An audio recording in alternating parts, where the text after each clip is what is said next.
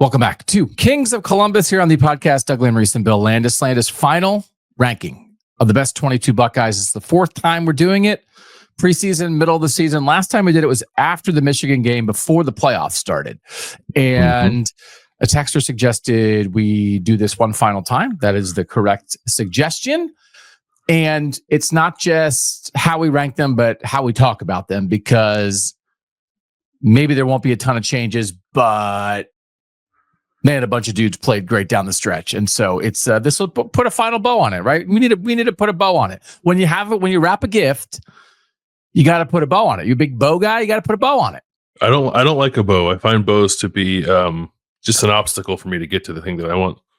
But yeah, we can put a bow on it. It'll be a fun exercise, because the last time we did it, as we mentioned a couple of times, we were like not feeling super juiced about a lot of the guys we were picking, because we were doing it after an Ohio State loss where they didn't play very well. Yeah. And now, like going through it, there are a lot of guys that I think finished the season quite strong. So I think it actually could be kind of difficult this time around. Juicier. But first, we are going to discuss the idea of Brian Hartline as Ohio State's play caller. It's certainly something that could happen. Some people are reporting that it is happening. We aren't. Can I say something about that? Well, yeah. He is the offensive coordinator. Like, no, I know, and it's like in his bio, right? Yeah, he has been that since 2023. The question is, will he call plays? And it's like, we get a lot of texts. We're like, hey, Brian Hartline's Twitter bio says he's the OC. It's like, yes, he has been the OC since 2023. That has not changed. We're wondering now if he will call the plays. Actually, that's all we care about, right? Yeah. Yes. And sometimes we're doing a bigger thing on Kings of the North on Wednesday about hiring practices of offensive and defensive coordinators. And even some of that, when you're doing the research, it can be difficult of, this guy was a coordinator before, but did he call the plays? Right. The person who is has the play sheet in their hand, either on the sideline or in the press box on game day, and is making the final decision with input and collaboration, but the final decision on whether you're supposed to blitz on 3rd and 6 and whether you throw a screen or, a crossing route on 3rd and 9, like that's incredibly important. But it's also, are you the person running the meetings during the week, which is even more important, of like where you're building philosophy, where you're deciding this week against this team and this opponent, we're going to do this in short yardage. We're going to do this in red zone. We're going to do this on 3rd down. We're going to do this to take our shots.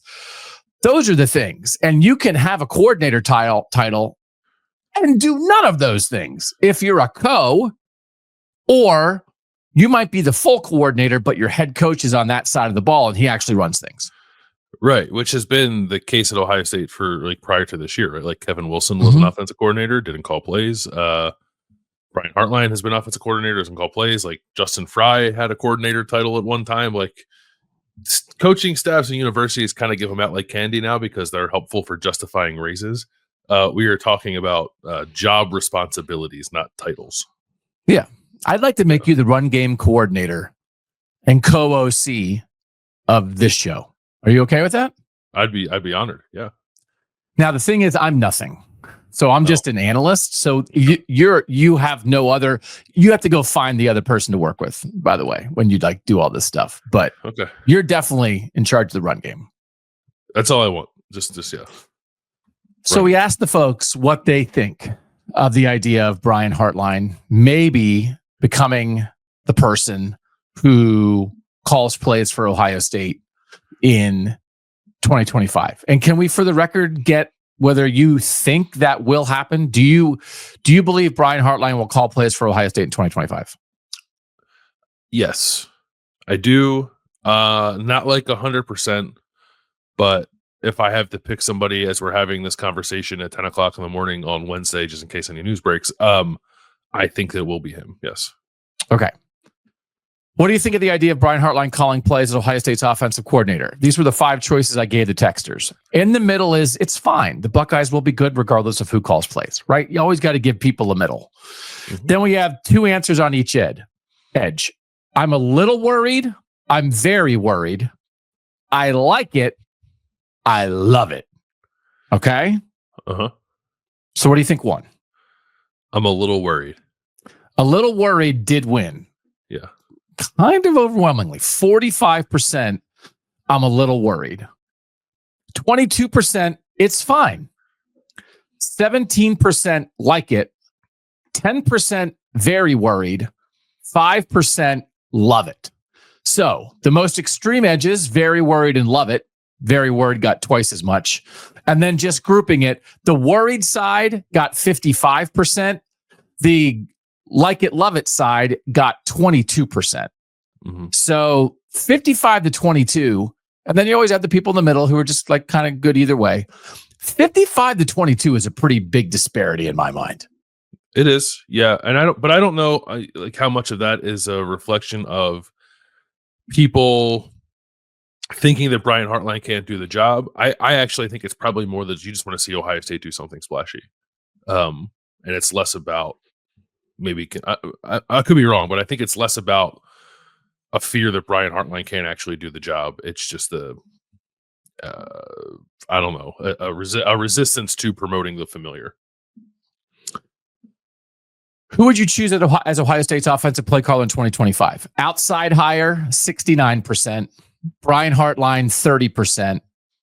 Back to Ryan Day calling plays, 1%. So I was a little surprised that nobody wants that. So I was very, very vociferous about like, get that responsibility off this guy's plate. But now that he's done it and gotten a feel for it, it would not be what I would vote for. I would vote for outside hire. But I'm not 1,000% against Ryan Day taking primary play calling back. Are you? I'm pretty against it. Well, I guess I will contradict myself a little bit, I guess, when I say this. Like, I am against it. I would prefer for Ohio State that wouldn't happen. But also, Ryan Day's presence makes me a little more comfortable with Brian Hartline doing it, because in my mind, I'm like, well, what's the worst thing that could happen? Brian Hartline's not good at it, and Ryan Day can just take over again. It's like, that's not a bad fallback option.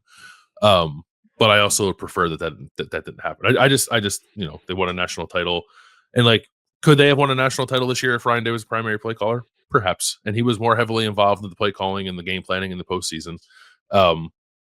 So it's not like it's a pure impediment to them winning a national title again, but I think it's probably better for everybody if he continues with the way he did things this past season.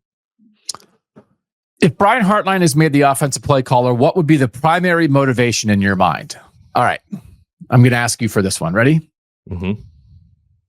He's a great coach, and he's proven he's earned this promotion and opportunity. Like, hey, like, listen, like, he hasn't done it before, but this is our guy. This is one of the best assistant coaches in college football. Nobody disputes that. And he's earned the right, and he's ready for more. He's the best person for the job. Like, what do you mean? Like, so he hasn't done it, but he's a rising star. Mm-hmm. He played in the NFL.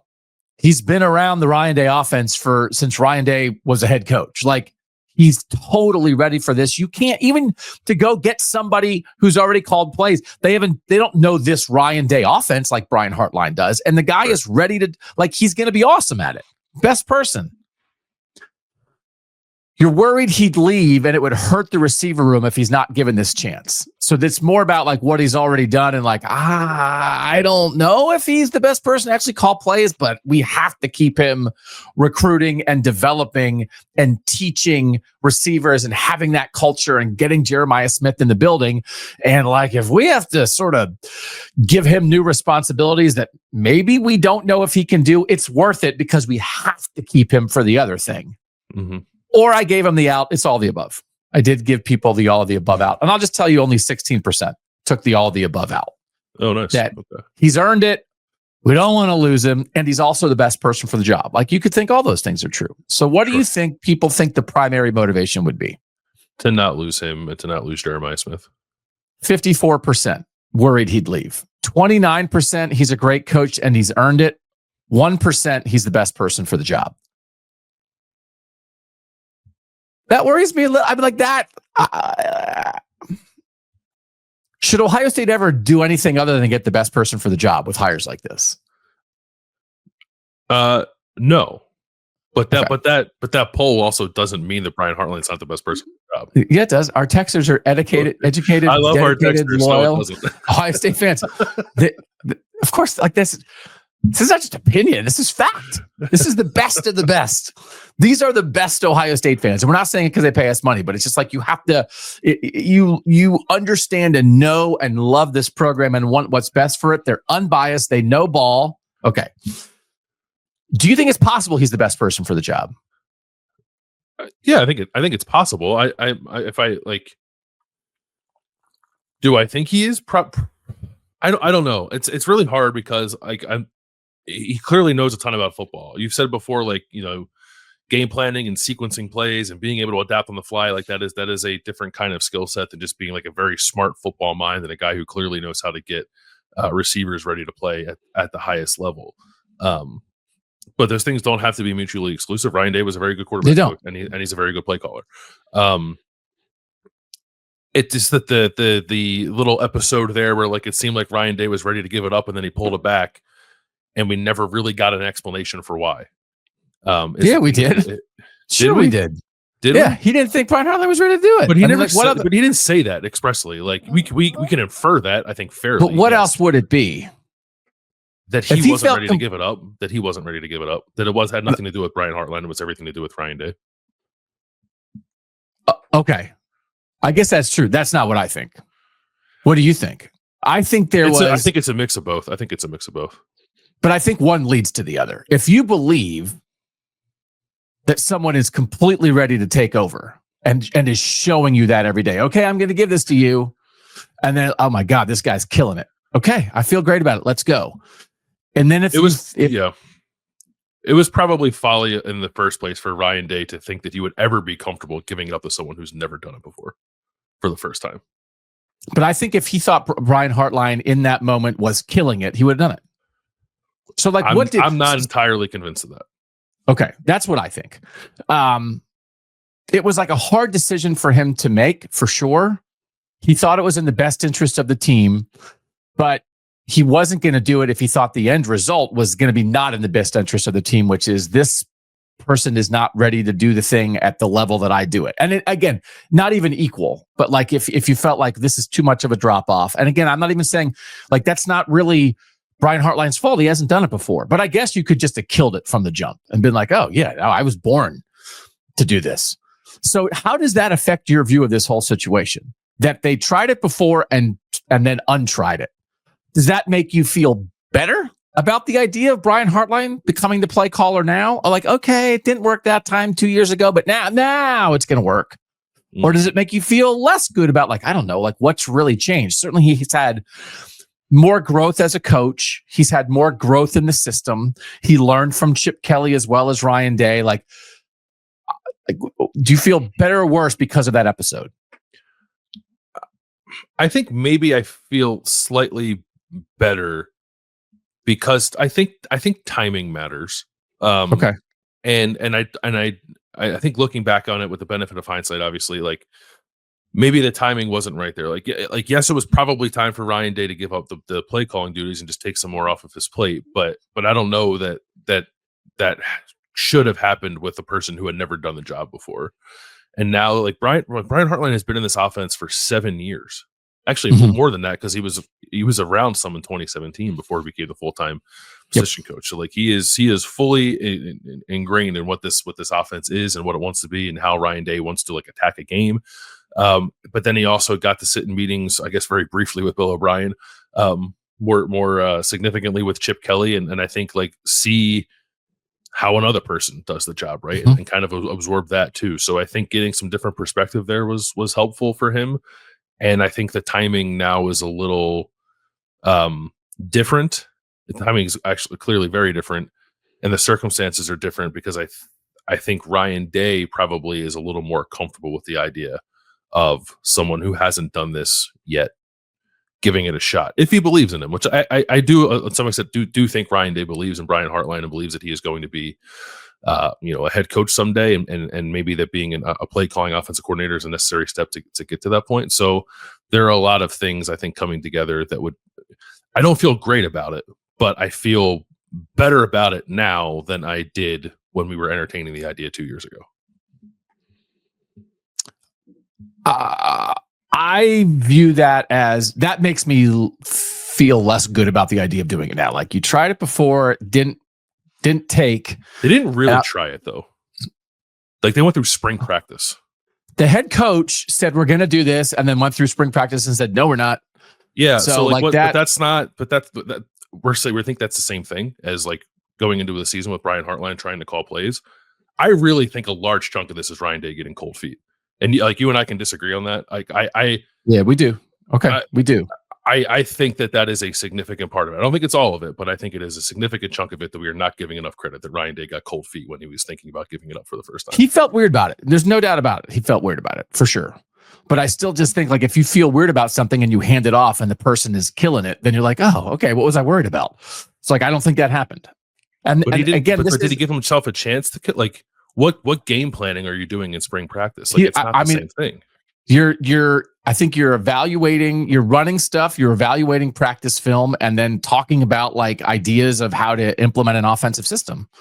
Yeah. And I would imagine he didn't love how all of that went. Like it wasn't based on nothing, right? Although again, they ran, and I made a big note of this at the time, and I talked to Ryan Day about it afterward. Like they had a practice that we watched, like an indoor scrimmage in the Woody, where Ryan Day was not calling plays. And like, I remember walking with him afterward and being like how weird was that for you? And he was like, oh my God. Like it was like he was having a allergic reaction to not calling plays. So that's like, to your point, right? That's to your point that like, if the guy's freaking out because he can't give it up, it's really about the guy he's giving it to at all. Where I would say, if you're nervous about giving it up and then you give it up, but you feel great about it, as soon as you watch that guy start doing the job, there was an opportunity for that. Like, I'm going to ease your fears. And I just think maybe that time around the fears weren't eased. So does that mean they wouldn't be this time? And this is the thing, like, this is very difficult. This conversation for me is basically, should Ohio State ever do this? Brian Hartline is just like Coach X. Mm-hmm. Should Coach X ever do something at Ohio State that he's never done before? And there's a part of me that would argue Ohio State is not a place to learn on the job. And that applies to everybody. Actually, I wouldn't even argue that. That's what I think. My official stance is somebody should never be hired to do a job at Ohio State that they've never done before. Now, Ryan Day had never been a head coach. So, okay, they broke that rule. Yeah. Brian Hartline had never been a position coach. James Laurinaitis had never been a position coach. But then, like, Kerry Combs had never been a coordinator, and that was a disaster. Like, they're both. We've seen both sides of that coin. We have, and so, like, of course, there are exceptions, but that's my initial instinct. And then, if the answer to my instinct is, well, what if he's the best position coach in the country? Who loves Ohio State through and through and has been in this system with Ryan Day since Ryan Day got here. Would that be a worthy exception? It's like, if there's ever going to be an exception, that's it. Like, that's the exception. Like, he's the exception if there is one. But I have a little bit of a hard time thinking there should be any exception. But there is an overall point to this, which is what we're going to get into on KOT and more, but we'll give it to our people now. And you were very strong on this, and it's why we did a bunch of research to have this broader discussion.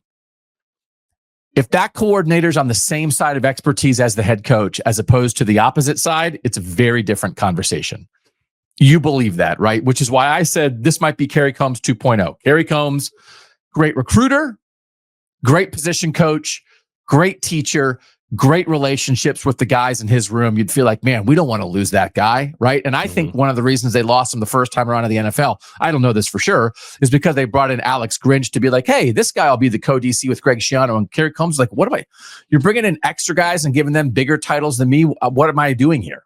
Am I ever going to get a promotion here? So he went to the NFL and then he came back to call plays.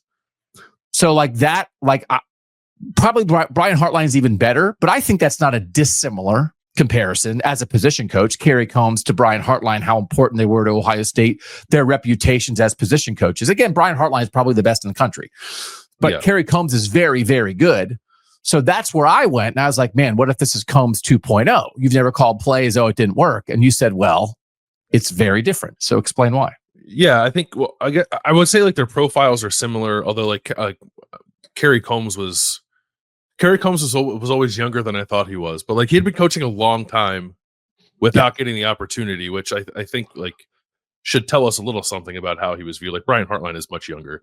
So like, I think that's a little different. But yeah, it's mostly just that there's I don't know, there's like a safety net there of sorts. I think when the head coach is on the same side as the new coordinator doing it for the first time, like there was nobody. I mean, I guess like Greg Madison was still around when Kerry Combs was the coordinator that first year, but like if Kerry Combs couldn't do the job, like there was no fail safe for that. Matt Barnes. Matt Barnes was fail safe. Yeah, Matt Barnes, like who put 2 safeties back, and we thought he put a man on the moon. It was incredible.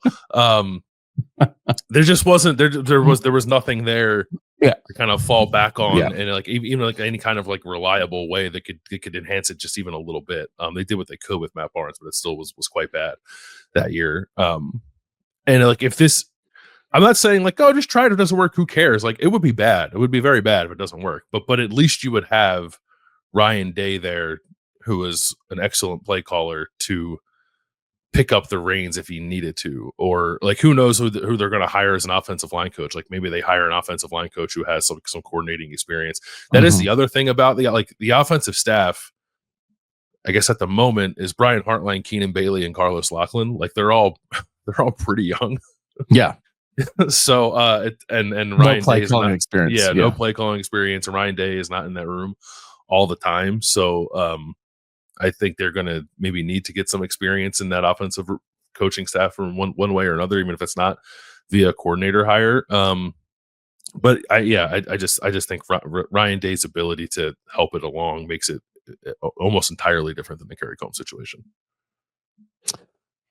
And I think our research, at least mine did, we split up the research for KOTN.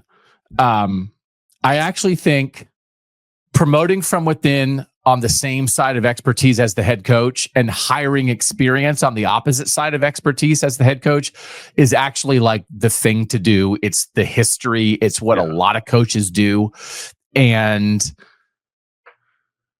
that affects my view of this for sure. That I think it is almost night and day. When we first started talking about it, I didn't think it was night and day, but I think it is almost night and day of the fact that Ryan Day is an offensive head coach just gives you much more leeway. And it's a Kirby Smart quote that helped affect me this way. But I remember it from 2022, from before that semifinal. And he was asked about like defensive play calling and how much he's involved. And he said, if it's an experienced defensive coordinator, and he cited Mel Tucker, who was there early with him at Georgia. He said, Mel Tucker knew this defense inside and out. I didn't have to be very involved. But then when Mel Tucker left, what did he do? He promoted 2 guys from within who had not been play callers before as co-DCs. One of them was Glenn Schumann, who's now the full defensive coordinator at Georgia, and the other was Dan Lanning. It worked. Guess what? It worked. So like that experience level, like what if Brian Hartline's Dan Lanning? And here's another example.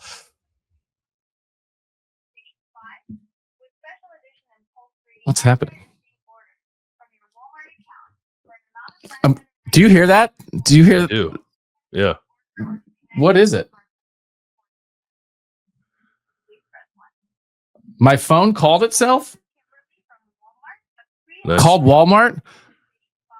Turn off fake Walmart call. What is happening? My phone, I'm on airplane mode, and this is happening. How can this be happening? Can Mike, producer Mike, can you hear this? Can you hear a Walmart call that won't stop going in the show? I hear it. Yeah. Turn it off.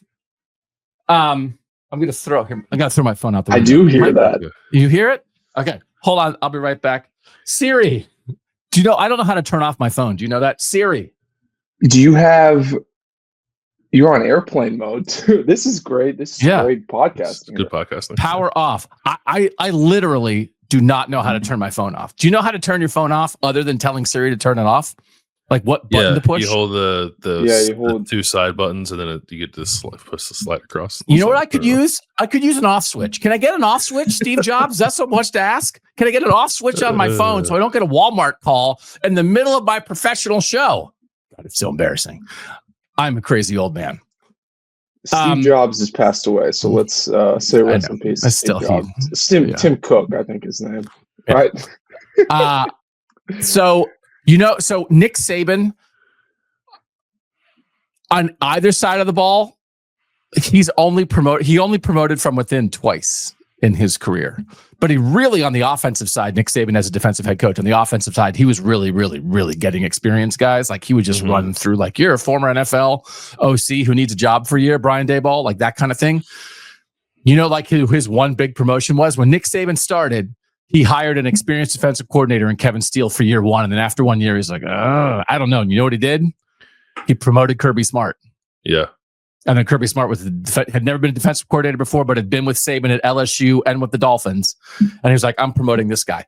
So that argument, right? And there's other examples, but like, could Brian Hartline be Kirby Smart or Dan Lanning? And the answer is, of course he could be, right? If that's who this is for Ryan Day. Oh, why are you promoting from within? Because it's an incredible position coach who's been with me forever and has proven himself in every way. And I totally trust to do this. And he's going to do gangbusters and then go on and be a successful head coach. That's totally on the table, right? Yes. Which is why, like. So cram it, Doug? No, I mean, it's not.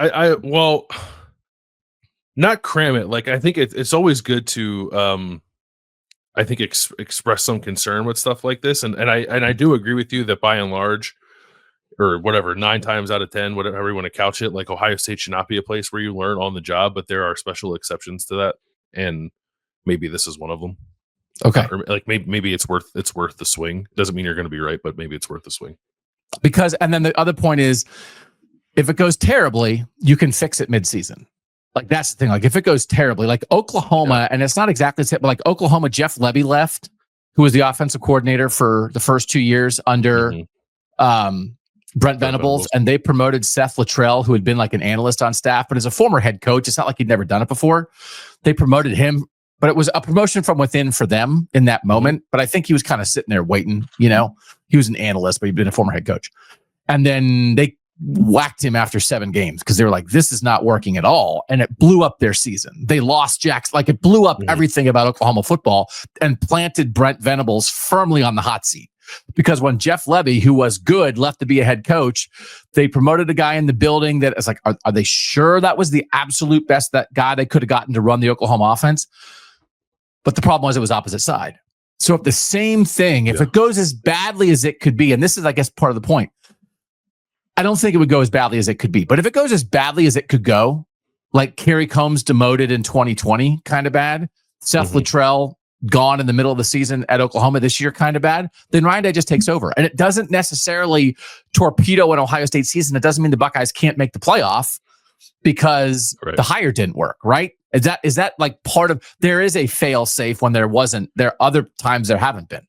Yes. But I 100% to all of that. And also,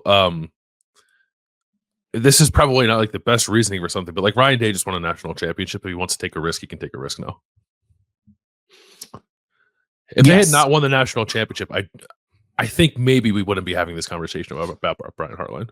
And that, like, we've sort of talked about, like, did Chip Kelly teach Ryan Day to trust? But also, like, the national championship taught Ryan Day to trust, because previously he's like, I'm giving up play calling, and if this doesn't work, I might get fired.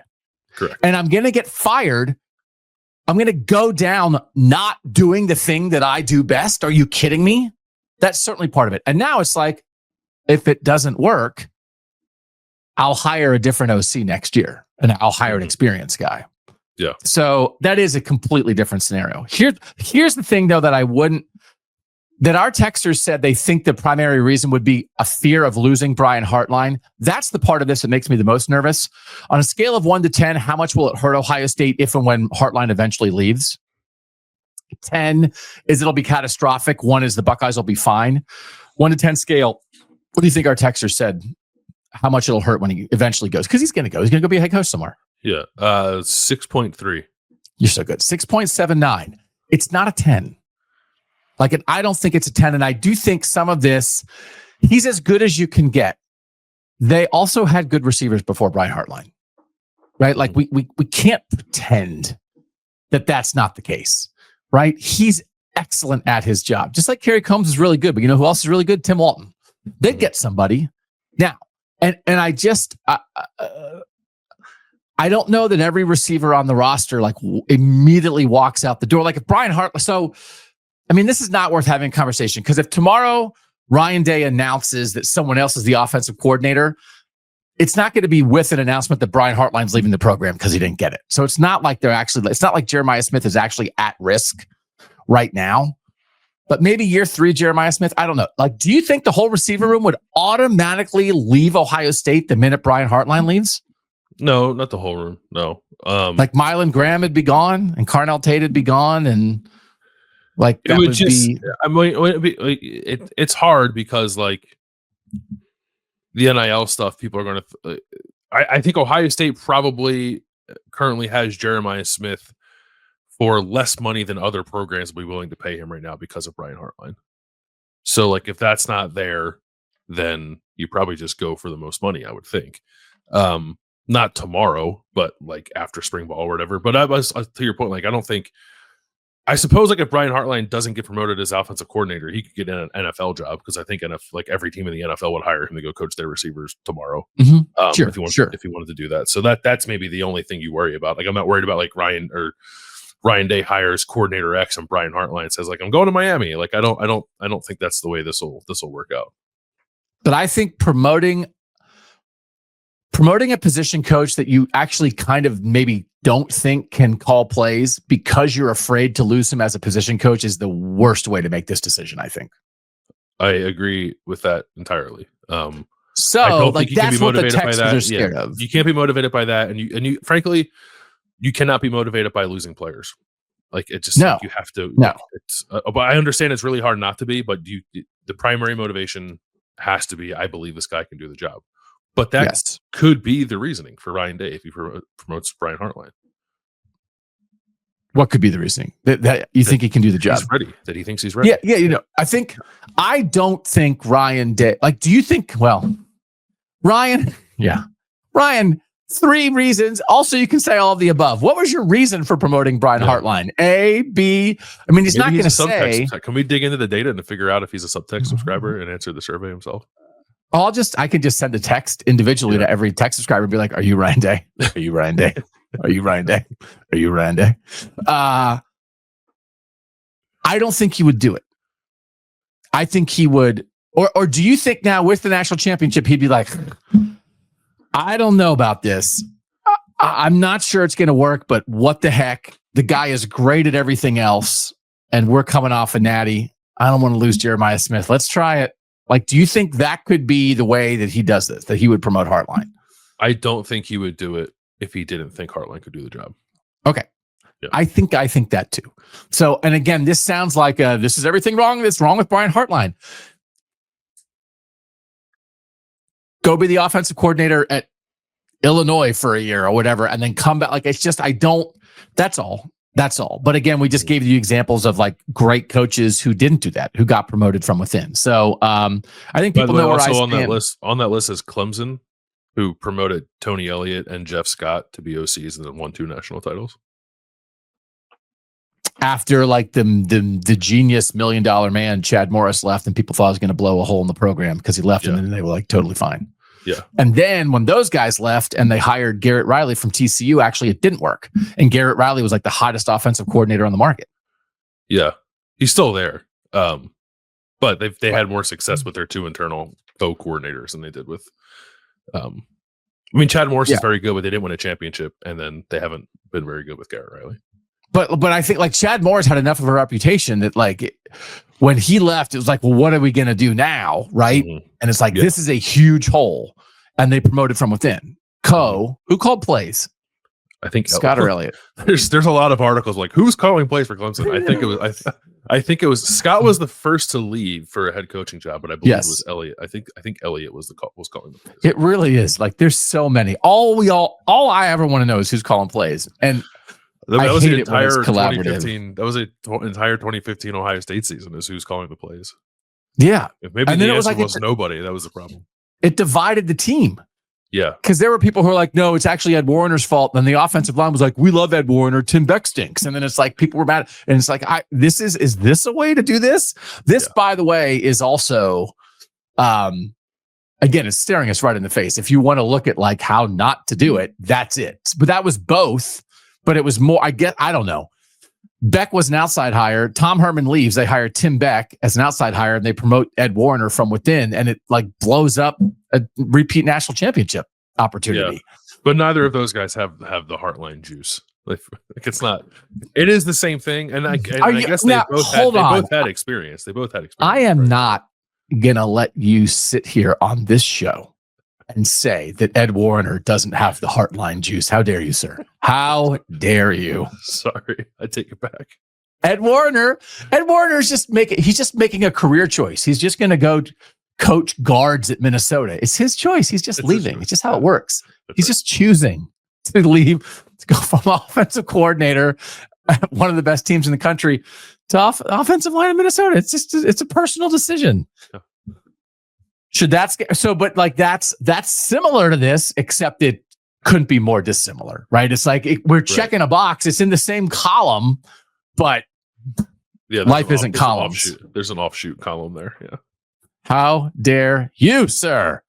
All right, you want to do our draft? Want to do a draft? Let's do it. Yeah. All right. So, this is our final draft of the 22 best Buckeyes for this season. We will just tell you this was the list last time when we did this before the playoffs started. It was number 1, Caleb Downs. Number 2, Jeremiah Smith. Number 3, Cody Simon. Number 4, Emeka Ibuka. Number 5, Lathan Ransom. Some of these, like when we were doing this again, I was like, oh man, this guy's going to go up really high. I was like, no, we already had that guy super high. Okay, I guess we kind of knew what we were doing there. Because it was like Lathan Ransom is just like the thinking man's thumper. Like there is something like you can just watch Lathan Ransom play football and be like, this is everything that you want. And I was like, I can't wait to give Lathan Ransom the credit. Oh, he was 5th. Okay, you already had him 5th. Number 6, Jack Sawyer. Number 7, Will Howard. Number 8, Sonny Styles. Number 9, Travion Henderson. Number 10, Donovan Jackson. Number 11, Carnell Tate. Number 12, JT Tuimoloau. Number 13, Tyleek Williams. 14, Quinshon Judkins. 15, Arvell Reese. 16, Denzel Burke. 17, Davison Igbinosun. 18, Josh Fryer. 19, Jordan Hancock. 20, Carson Hinsman. 21, Caden McDonald. And 22, Will Kazmarek. So people know what this is. This is just like, you're doing your job. You're important to the team. You're valuable. And we drafted back and forth. You can go first. Oh, I get to go first? Do you want to go first or do you not want to go first? No, I do. I was just writing those down so I knew. So we did do 22? We did do 22. When we were discussing it, I was like top 20 and you were like, isn't it top 22? And I said, shut your hole, Landis. It's 20. So I apologize. It's okay. That's my bad. What else is new? I will... if I get to go first, I think I'm still going to take. Let me interrupt you. Okay. Before you get to talk. Which again, what else is new? Is part of this to you like which guy would you least want to lose? It's like excellence, but also like number 1 is the guy that you would not want to take him off the team. Is that part of it at all to you or no? I guess so. It's mostly just like excellence, I guess. But okay, I think the two go hand in hand. Because it's hard because some of that thing, like how good the backup is, comes into play, and that has nothing to do with the individual excellence of the player. So I don't think you want to go too far down that road. But like indispensability, most valuable. So I think there's some combination of excellence and value here. Yeah, but you could also, I mean, if you want to do, I think if you said indispensability, that might radically change your list. At least it would for me, because I would entertain a totally new number 1, maybe, if that were the case. I'll stick with Caleb Downs as number 1. I think that's right, because you can't take Caleb Downs out of a game, and the way that Knowles used him late in the season. Jeremiah Smith, even when he's not putting up huge stats in the game, is having a big impact just with his presence on the field.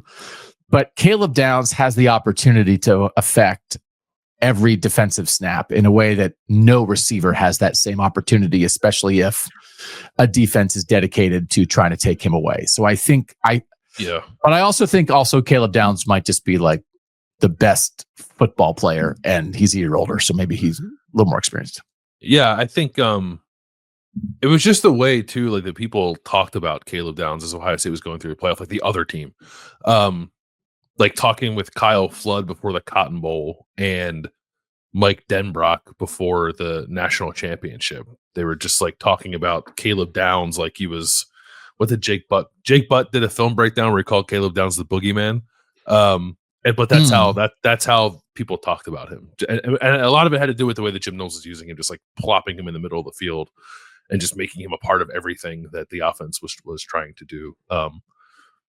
It's a combination of irreplaceability, because I don't think there is another Caleb Downs, but also he, like you said, he might just be the best football player, not even on this team, perhaps in the country. Just a pure football player. Yeah.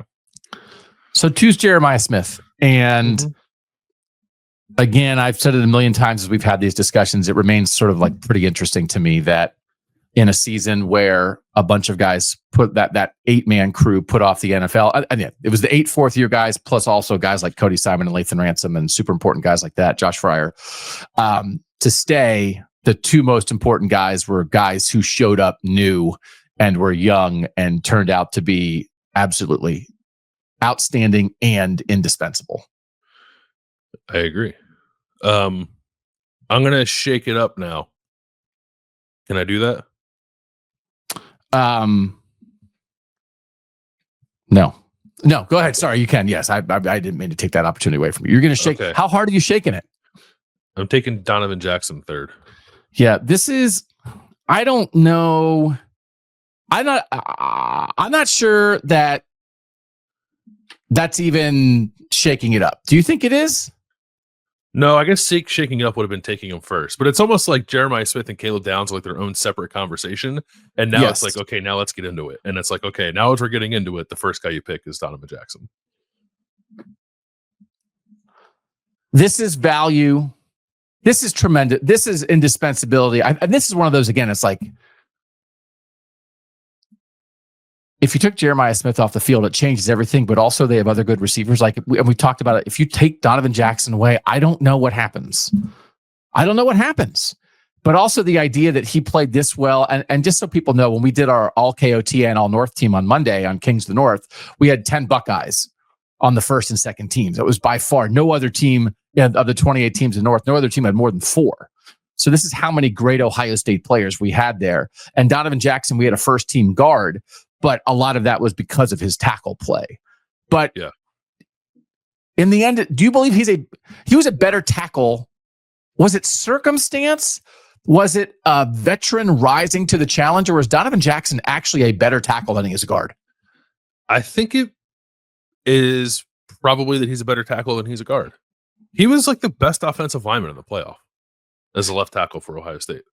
I've seen enough like NFL draft stuff too. Like, oh, I don't know, is this guy actually a tackle? Which Kevin Wilson said like 3 years ago.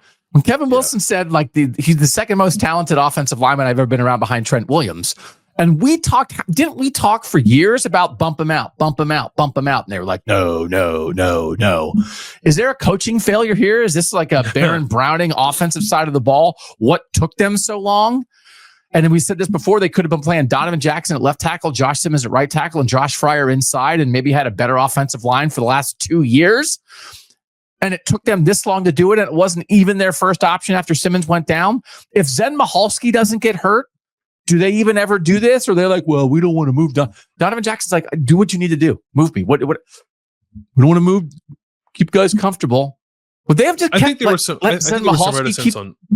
reticence on Donovan's part to move too. You do? To be fair, yeah. What if Zen Michalski doesn't get hurt? I think if Zen Michalski had not gotten hurt, that perhaps Ohio State would have lost the Penn State game. Okay. Yeah. No, I think that's right. It completely changed. Other than it completely changing the entire season, what do you think would happen if Zen Michalski doesn't get hurt? Yeah. But then also, would they have been going into the Tennessee game being like, no. This is the game where it's going to be fine. It's going to be fine. He's going to figure trauma. Oh no. I think they would have gotten to the Donovan Jackson point eventually anyway, but it might have taken another loss to get them there. And then by that point, it's like, if take another loss, and I guess you assume the Michigan loss still happens, like you're not even in the playoffs, so who cares? Other than that, so this is also, by the way, yeah. Some of this stuff, it's like, I get it. Justin Fry patched this line together, but also like Donovan Jackson saved Justin Fry's butt far more than Justin Fry saved anyone's butt. I think we can say that. Yeah. No, I agree with that. And even like some of the, Carson Hinsman like saved his butt in a way too, that like that was just like, like Luke Montgomery, who couldn't get on the field. And it was like, guess who's going to be in our top 22, by the way? Luke Montgomery.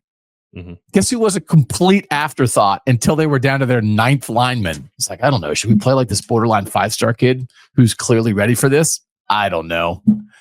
Do we have any 5th year recruits ranked in the 800s who we could play ahead of him?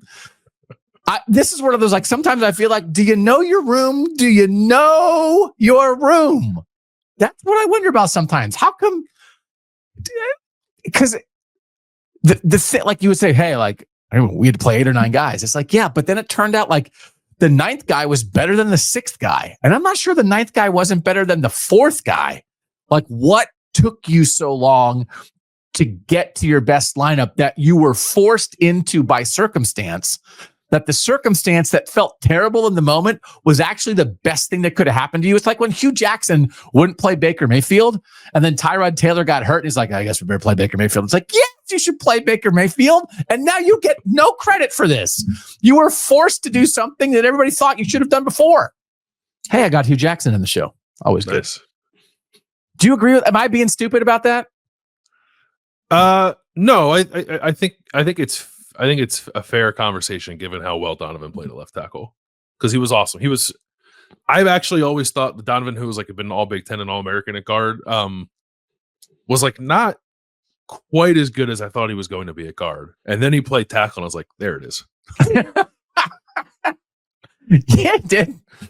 Yeah, he did. And again, like, it is such a 1,000% credit to the player, which was why he's 3rd here. But we've rewritten the history books a little bit on Justin Fry, that I was like, okay. Yeah. I mean, he has a hand in getting those guys ready to play. No doubt about it. But it's always the players. Yeah. It's more about the players. All right. I'm taking Luke Montgomery. No, I'm not.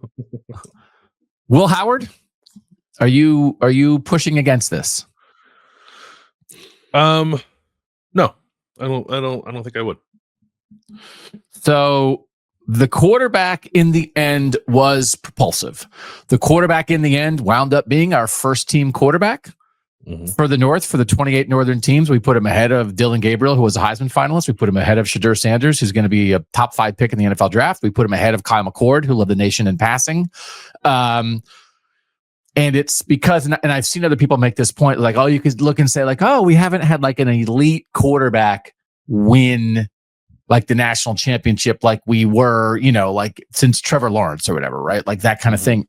And it's like, well, I guess maybe not, depending what your definition is, but we've had elite quarterback play. And so it's like, okay, I don't know. Will Howard's not Joe Burrow? Okay. Stetson Bennett wasn't Joe Burrow? Okay. Did both those guys absolutely ball out in the playoff? Bennett in year 2 for Georgia, and what Will Howard did in this playoff run, and play as well as any quarterback in the country, and that was incredibly important to their team winning the national championship? Absolutely. He did ball out, that's for sure. He just, I remain a bit, I don't know if shocked might be too strong a word. Quite surprised at the level that he took his game to in the postseason, and that's coming from someone who thought Will was probably better throughout the regular season than people wanted to give him credit for. While not like blowing people away, and I think like, wowing people, just like solid and better than he was at Kansas State. And then he became something much more than that in the playoff against very good defenses. Yeah, really good. Yeah, just the way, the way the offense worked in the Tennessee and Oregon games is just like, what do you want that's better than that? And then, and again, like letting his run game ability come in a little bit. They also they unleashed him a little bit, but he also rose to the challenge. And so this was one of those where we've, over the course of the season, sometimes it's like, like, this is a very talented team, but maybe should your quarterback be a little higher on the list than we have him? It's like, okay, he's fourth. Like, on a supremely talented team, your quarterback's fourth. That feels right. Yeah. Okay. I'll take Jack Sawyer fifth. Okay. I think statistically, I guess JT Tuimoloau ended up a little better than Jack Sawyer, but Sawyer was practically right there with him. I kind of think, as we discussed on KOTN on Monday, that Sawyer was like the face of Ohio State's playoff run, but was much more than that too on the field with the way that he was playing. He was borderline unblockable at times, always very good against the run. For the second straight year, his pass rushing productivity took a real jump toward the end of the season when Ohio State needed it most. And he made one of the most legendary plays anyone's ever made in an Ohio State uniform.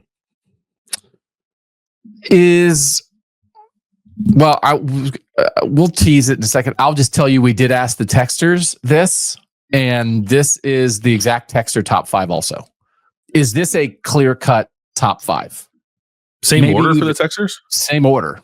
Yeah. Like and listen, one of these things, you get on, if you're participating in this and you get on here and he'll hear Bill Landis say for a month that Donovan Jackson's the most valuable player on the team, it seeps into your bloodstream. So it's like, Donovan Jackson third. How could, yeah. So you're a sommelier of offensive line play. Oh, thank you. Well, it's like, this is is this a Hinsman? I have a whiff of cheddar in here. Is that right? So they agree with this. I think this is a nice borderline definitive top 5. I would agree. Yeah. Yes, I think very much so, actually. Yeah. It's like the two most talented guys, the offensive lineman who saved the season, the quarterback who rose up, and the defensive end who'd been really good, elevated his play, and made the most famous play in Ohio State in 10 years. Mm-hmm. Okay. Tell me if this is wrong. I'll go JT here. I don't think that's wrong. I think I would go one of 2 defensive players next. So, and he was one of them. So this career, it's a bit of a Pete Werner career to me. Like, really good? Is it good? It's good. It's good. No, he's good. How good is he? I think it might be overrated. He's pretty good though. He's good at this, but is he good at this? Oh, now he's good at everything. Oh, he's really good. At a higher level, it's like Turbo Pete Werner, but also he's going to get drafted in the NFL, and then maybe like a year from now, if he's like whatever on the all-rookie team in the NFL, we're like, yeah, what were we doing the whole time? He wasn't Chase Young, sorry, but he impacted games constantly, and he played his best ball. Was this, like, again, you were saying maybe even statistically he was better in the postseason run than Jack was. Did JT Tuimoloau play the best football of his career in the last half of his senior season? 100%. And he ended up third in the country in tackles for loss. And then you can say, like, oh, well, he played 16 games. He was still 10th in tackles for loss per game. Yeah, by far the best football of his career. Like, I don't know that we saw, like, the Penn State game is the one that everyone goes to, but like there were other games where like, oh boy, here's a dominant JT game, but I feel like he never strung them together, and then he strung them together in the postseason for Ohio State. And it's one of those things. We had Mike Kadek on, and he talked about how one of the separating things for Ohio State is their exotic blitzes with Jim Knowles. Did you guys talk about this, like, on the daily and anything? How, like, Jim Knowles' sources said that, like, Ryan Day came in and wouldn't let Jim Knowles do what he wanted to do defensively? We didn't talk about it, no. Yeah. So that was a story by Brandon Marcello. Now, Jim Knowles at his news conference at Penn State on Tuesday said, like, oh, we had a great defense, and, like, said all nice things about Ohio State. But there was a story, and it's like, well, who else is saying that? It's somebody associated with the Knowles camp is saying that Ryan Day came in after Oregon and wouldn't let Jim Knowles do what he wanted to do or whatever. But is not one of the primary things that happened for Ohio State becoming the best version of itself defensively is that their edge guys just started getting after the passer in a way that they never really had before at the highest level, at a consistent level. And then it was like, oh, they need to blitz more. Or they need to get pressure. It's like, oh, or they just let the 5-stars kind of get to work. And that changed everything. Because part of what they did well is they got consistent pressure without having to blitz and without having to do Jack stuff. And that really is just about Jack and JT balling out.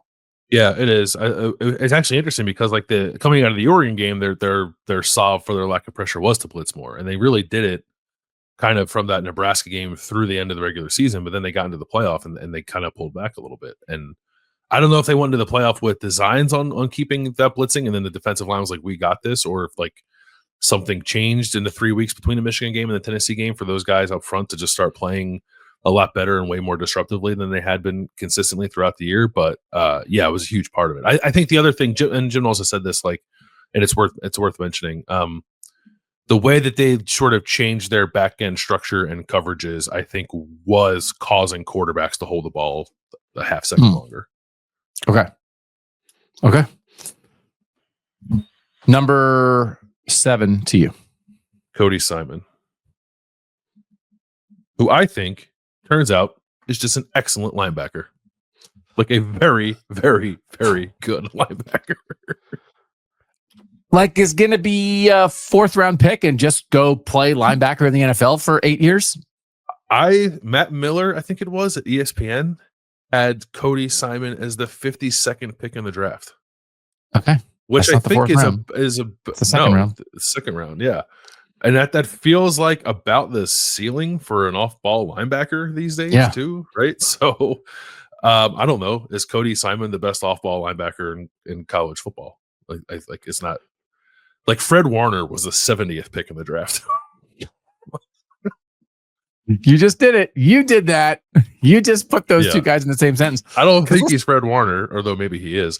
But like 52nd pick in the draft for like a pure in the box linebacker is pretty good. And that's one guy's projection. I know maybe that's not likely to happen, but even the fact that he's in that conversation is like, there's a lot of talent here.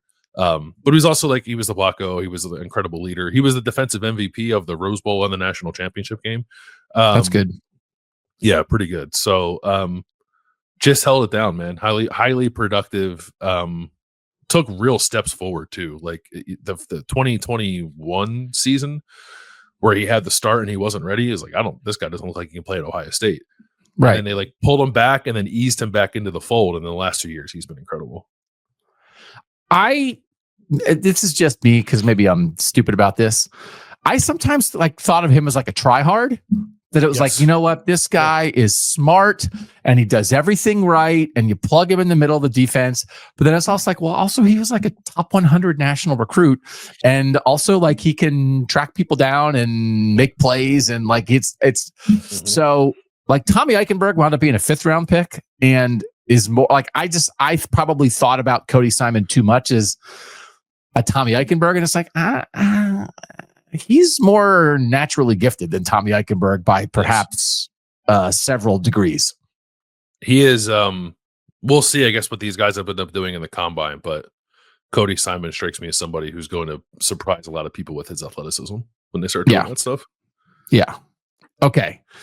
We're now in the muck of where it gets a little difficult, though, right? There's a bit of a jumble here, a good one, but one you got to sort through. Yeah. So we can go. I was gonna say, I'm like sitting here going, and say, I'm gonna say we can go a little bit faster. I guess I will take Lathan Ransom. Okay. You really made sure that he got represented correctly on our all KOTN team. Experienced, experienced, smart, physical. Dude, you want, like, reminds me like a little bit of like that Malcolm Jenkins mode, who's like one of my favorite guys ever, of like just an incredible, like professional, like smart, put together dude. And then on the field, he will rip your arms off, which is kind of my favorite type of guy. Why do you love him so much? Because of that.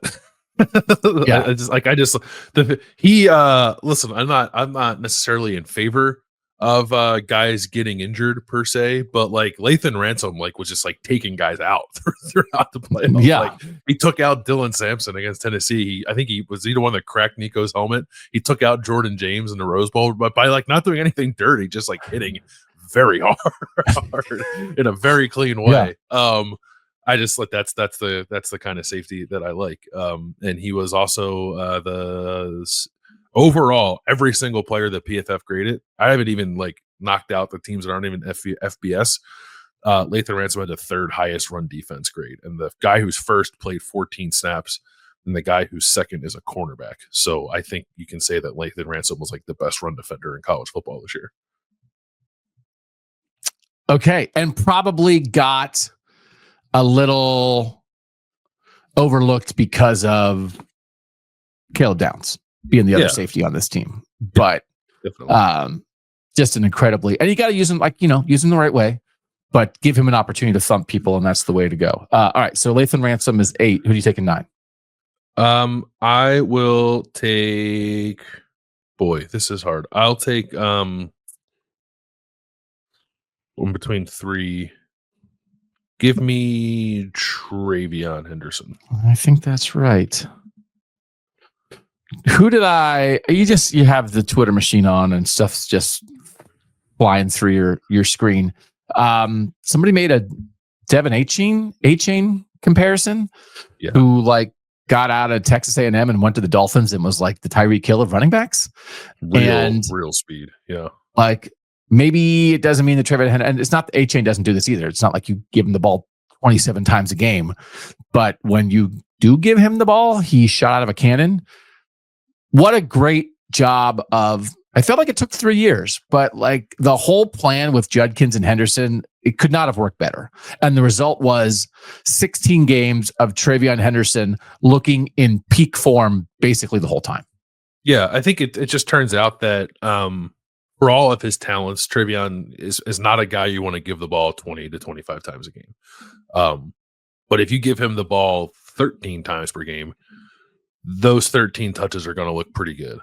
So they finally did land on that this year. So his speed is off the charts. I think I said before, like I almost feel bad and dumb and awful at my job for not realizing how fast he was until the postseason. But maybe part of that too is like he's never really had the opportunity to showcase that in games of importance, because by the time Ohio State got to them earlier in his career, he wasn't 100% himself. But we saw what 100% Travion looks like at the end of the season. Do they beat Texas if he doesn't take the screen to the house at the end of the first half? Yeah, I maybe not. Like that did feel like the game was starting to tilt away from Ohio State there. And then not like they fully took it back and it was comfortable the rest of the way, but it did feel like a rather uneasy moment in that game before Travion. Yeah. If the Jack Sawyer scoop and score is the number 1 play of the postseason run for Ohio State, is that the number 2 play? Yeah, that's the Travion screen is the Steve Miller pick 6 against Alabama. Yeah. Oh, that's good. Oh, look at you. Yeah. Okay. All right. So Travion Henderson is 9. I think that's a good pick. Where will I go here? I guess I think this is probably the right guy to finish off the top 10 on the field and off. I think just like, is he the Cody Simon of the offense and Emeka Egbuka? Just like the steadying force, the veteran presence, the completely together dude who will also take your face off when you get between the white lines, but also, by the way, is an incredibly skilled receiver and the leading receiver in Ohio State history, and like a long history of incredible receivers. And that's a great thing for Ohio State to have a guy like that at the top of lists. Everyone saw the highlight of like him suggesting basically the Jeremiah Smith deep shot in the Notre Dame game earlier in the game because he saw something with the coverage. And it's like, oh, Emeka Egbuka is also helping coach the team while he's also being an incredibly skilled player. So that's a special dude. Yeah, no doubt about it. I think for everything you just said, perhaps even like a bit underrated for how much of a driving force he was behind this. Like Jeremiah Smith was great and Jack Sawyer was great and Will Howard played out of his mind, but like Emeka had good games, but I think like from a leadership emotional standpoint too, was like really pushing this team throughout the season. Yeah. So Mike, let's show the Texter top 10 so we can do a quick comparison to our top 10. We're pretty much in agreement here. So the Texters had Caleb Downs 1, so did we. Texters Jeremiah Smith 2, so did we. Donovan Jackson 3, so did we. Will Howard 4, so did we. Jack Sawyer 5, so did we. They had Travion 6, We had Travion 9. They had Cody Simon 7. So did we. They had Emeka Ibuka 8. We had him 10. They had Tyleik Williams 9. He did not make our top 10. And then they had Lathan Ransom 10. We put Lathan Ransom 8. And I'll just tell you that JT Tuimoloau was 11th for the Texers. So JT's the only guy. We had him 6th. The only top 10 difference is Tyleik Williams versus JT Tuimoloau, which again just tells me that, people who follow Ohio State kind of saw things the same way. These are the guys that you'll be talking about forever. Yep. I'm a little surprised that JT is not 10th, but it's also hard to settle on 10, I think. All right, so 11's to me. Yeah, so we can go. We can speed it up here a little bit. Yeah, I will take Tyleik Williams. He was, I think, not himself for the majority of the season. Had like an ankle thing that he was dealing with. I think those 3 weeks off did him a world of good, and then he was more himself in the postseason. And he's not a guy who's necessarily going to like fill up the stat sheet, although people were going nuts about him in the Cotton Bowl, and just like he was like destroying Kelvin Banks, he was destroying anybody that was in front of him in that game. He's a special defensive tackle talent that I think got perhaps overshadowed a little bit because of Jack's play up front, especially, but he was awesome in the postseason. Okay, I don't disagree with that. I'll take Quinshon Judkins 12, 3 touchdowns in the national title game. Right, just kind of. I think statistically, wasn't Jaden Osbury into the turf on that first touchdown run was crazy. Yeah, was not statistically what he was at Ole Miss in terms of workhorse, but again, the whole thing. Can you believe? I guess this is the whole thing. Like this worked. This is what they told Evan Pryor and Trayvon Henderson when they recruited them. And then it's like Evan Pryor kind of got hurt and got pushed aside and didn't wait around for it. But the vision they had of like 2 backs, and everybody does it now. But this is, if before you would have pointed to Sony Michel and Nick Chubb and guys like what Georgia did for a long time, this is at the top of the list now of like how a 2-back system in college works for the benefit of the team and the benefit of both backs. And what these guys do in the NFL draft is going to help prove that. But I mean, it's an A+. It is an A+. And actually, so Ryan Day was on with Joel Klatt earlier this week, and they were talking about this a little bit, like not only the running back thing, but like the plan to like try to preserve something throughout the season with the idea of like being as fresh as you could possibly be for the post-game push. And Joel said, and I agree with him, like that showed up the most at the running back position with how fresh Quinshon and Travion looked in the postseason. They just looked like they were playing at a different speed than everybody else. Yeah. Well done. All right, 13 to you. Now it's getting. Now, this is, I think, to me was a little bit of another line in the sand. I 100% agree. I will take Sonny Styles. Sonny Styles. Okay. 13th. Who is like gonna be one of the 5 best players on this team next year? Yeah, the one of the 2 best probably on the defense, and 5 best total. Assuming a lot of responsibility from Cody Simon in the leadership department, but also in the on-field production department. But he was good all year. And I think like you could see him getting better week after week after week too, to the point where he seemed quite comfortable at linebacker by the end of it. Yeah. Okay. Can I don't know. I'm between 2 guys here. Let me elevate a guy a little bit who I think was underrated his whole career. And even it's Ty Hamilton. Okay. This guy played a ton. He played 669 snaps on the defensive line. He's just an ultimate do your job guy, but now also like I think you can find him in the top 100 picks of NFL draft projections. And his brother was a high pick, and maybe he'll be a high pick. And as I talked about with Ty, a decade of Hamilton's at Ohio State is a huge deal. But he's maybe a little bit like Cody Simon.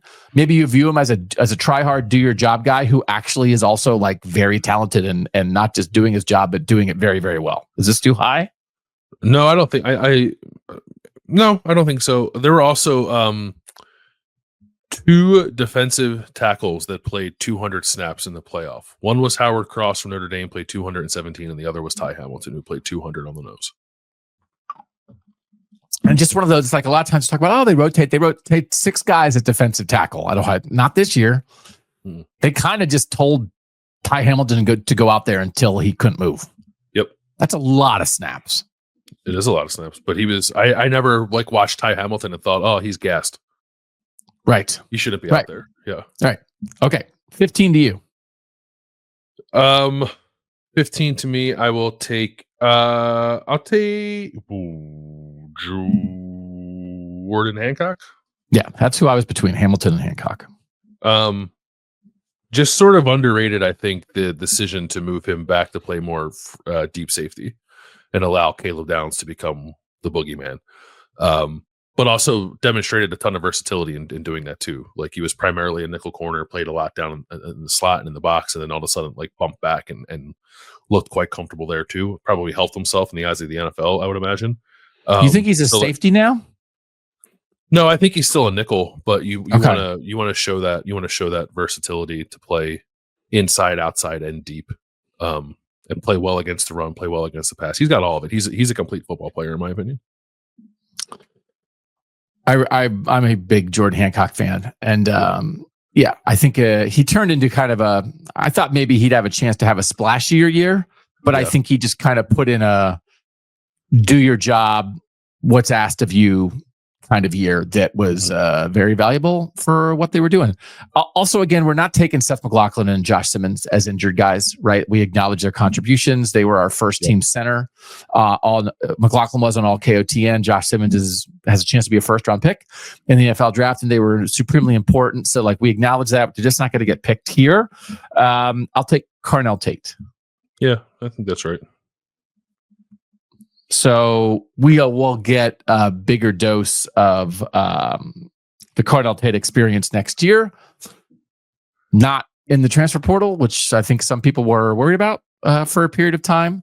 But everybody agrees could do more if asked. And then also in the Texas game, when Texas took Jeremiah Smith away, then Carnell Tate was like, I got this, right? Which was a great litmus test of how good that guy is. Yeah, I think the couple of games throughout the year where they needed him to assume a larger target share because of how Jeremiah Smith was being defended, Carnell Tate, I think, more than answered that call. Yeah. 9 targets, 7 catches for 87 yards in the Texas game. And again, I don't know. If he only catches 4 of those, maybe they don't win. They needed... It's this is not here. Let's go over here. That is a great let's go over here is Carnell Tate. So we have him 16th there. We do. I will take Luke Montgomery 17th. There we go. I think I almost took him a couple ago and I didn't. I think did you see the clip I tweeted out the other day? I did. Play for the national. What a play. Probably the second best offensive lineman in the playoff behind. Tell the good people about the play that you tweeted out. Yeah, so there was it was the third down completion to Brandon Inniss. I forget when it was in the game. I think it was the second quarter, maybe. And Notre Dame lines up in a funky 5-man front, and then kind of drops out of it and runs a twist. And Luke Montgomery at left guard steps to his right, and I think helps on a tackle. And then I believe it's the end from the opposite side comes looping all the way around and is going to crush Will Howard. And Luke Montgomery peels off of his block at the last possible second and just shoves the guy kind of past Will Howard, who completes the pass to Brandon Inniss. So he blocked two people on the play while picking up a twist that I don't even know, frankly, if he was responsible for, because Carson Hinzman was just kind of standing there on the play. They didn't really block anybody. It was just a pretty impressive feat of football IQ and athleticism out of Luke Montgomery there. And he became their every from in the Cotton Bowl and the national title game. He played every snap at left guard. I just think they threw him out there because I think some injury stuff kind of forced him to rotate at guard a little bit, but also Luke had been playing well in practice. And then after 2 games, we're no, you're just a guard all the time. Really elevated himself and made that left side of the offensive line quite good for Ohio State in the playoff. And again, it's one of those things where credit is due. But also for all the guard issues they had during the course of the year, there's still, to repeat myself, they didn't figure that out earlier, that maybe Luke Montgomery was a better option than Tegra Shabola and Austin Saraveld. It took that long, because then again, and this we talked about at the time, Wyatt Davis, when called upon late in his second year, was ready. Pat Elflein called upon late in his second year, was ready. I'm not surprised that Luke Montgomery did this. Of all the things that happened when it was like, oh man, I guess I got to play Luke Montgomery now. I think we both sort of thought in the moment, oh no, that actually is not a big deal. This probably is going to be fine. And that absolutely like played out in a way that made me think, what took so long? Yeah. Well, they had to figure out where he was positionally too. Whether he was a tackle, they played him at center, and then they landed on guard. Like I think for a offensive lineman of Luke's skill set and just sort of like physical build, there's a little bit of discovery that has to happen there to figure out where you fit best positionally. But now it's pretty clear that it's on the interior and it's at guard. Yeah.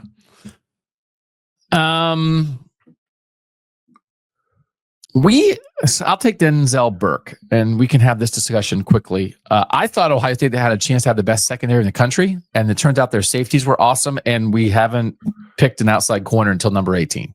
And this is not where I thought Denzel Burke and Davison Igbinosun would be at the end of the year, considering where I thought they were at the beginning of the year.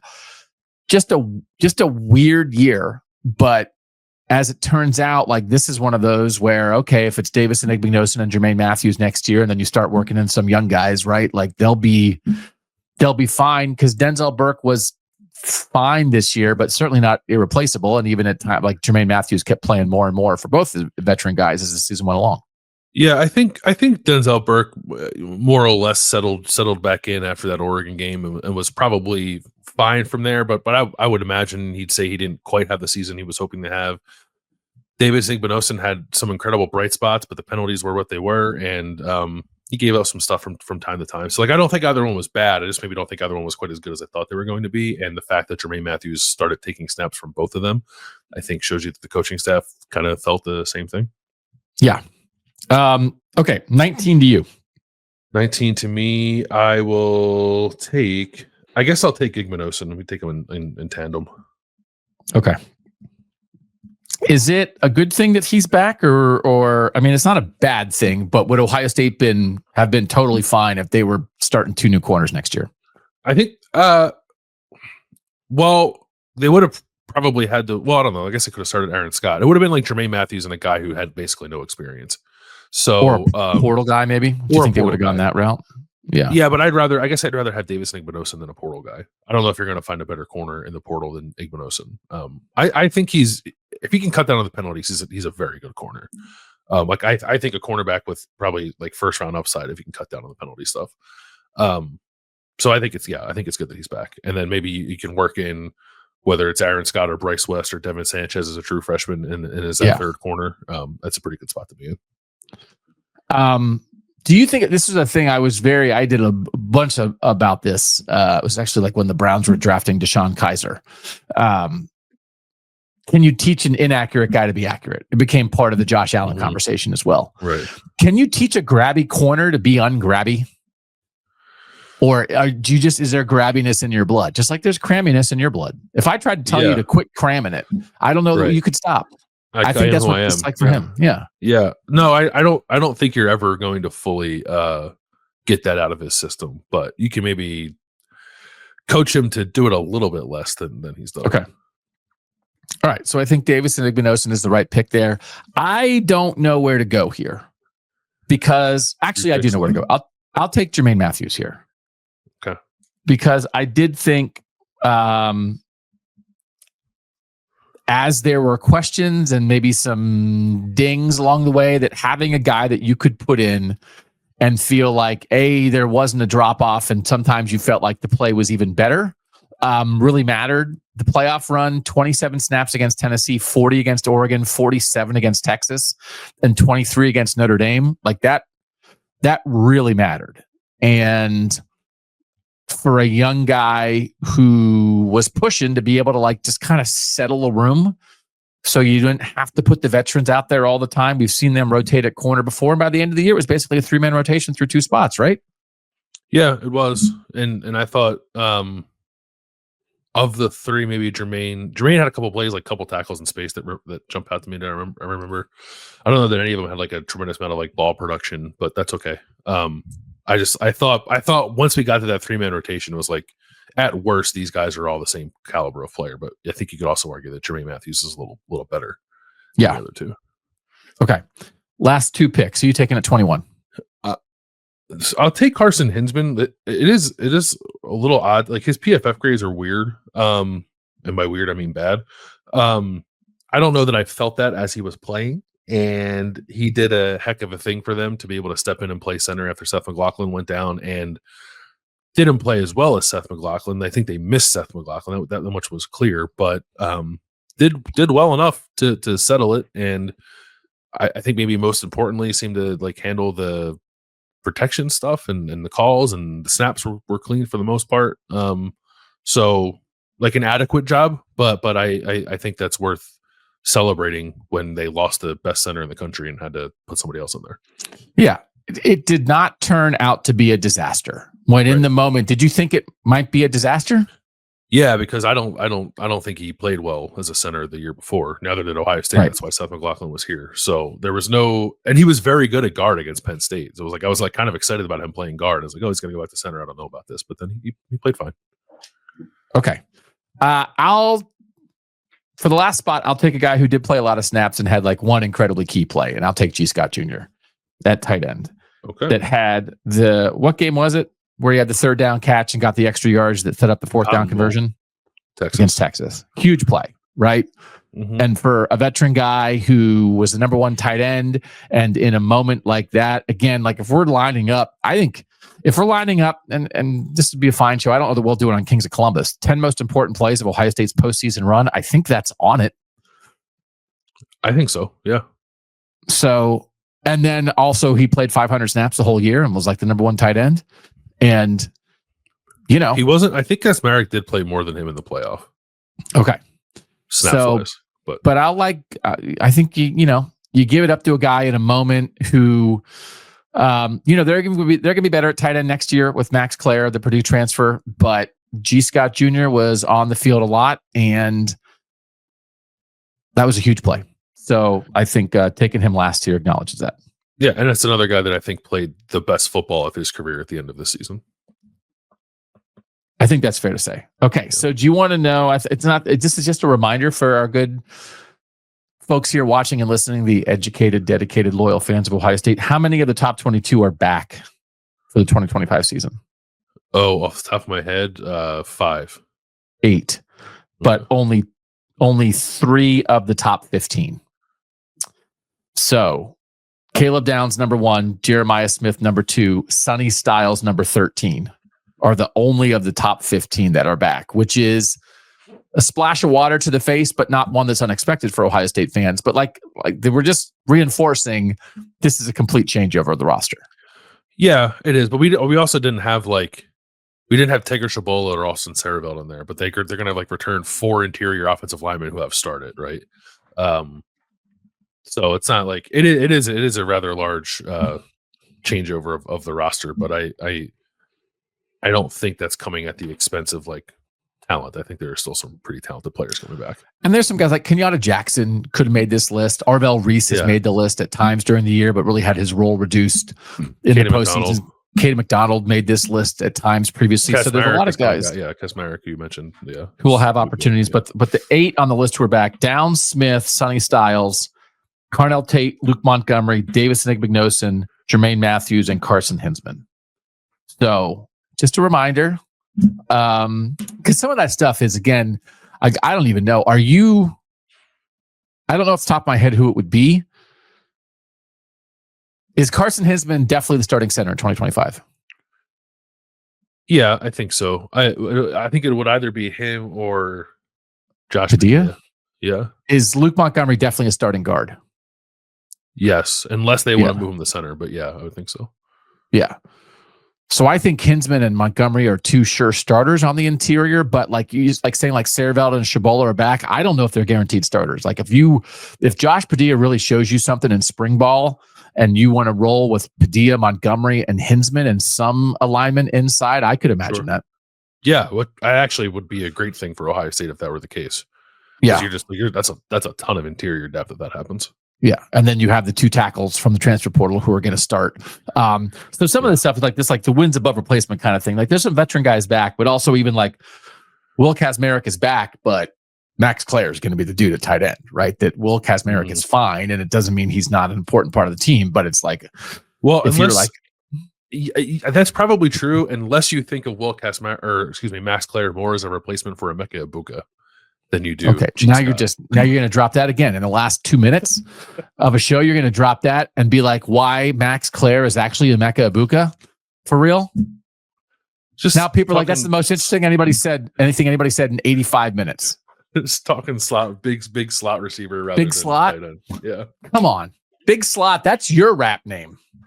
We've talked about French vanilla and big slot. Come on, for real. You just did that? All right. Now we're going to have to go to Bill's special secret YouTube channel, and he'll give you an extra hour on big slot. We don't have time to do it here. We appreciate everybody for being part of this. That's our final rankings, the top 22 in the end for the totality of the national championship season of the Ohio State Buckeyes. Number 1, Caleb Downs. Number 2, Jeremiah Smith. Number 3, Donovan Jackson. Number 4, Will Howard. Number 5, Jack Sawyer. Number 6, JT Tuimoloau. Number 7, Cody Simon. Number 8, Lathan Ransom. Number 9, Travion Henderson. Number 10, Emeka Egbuka.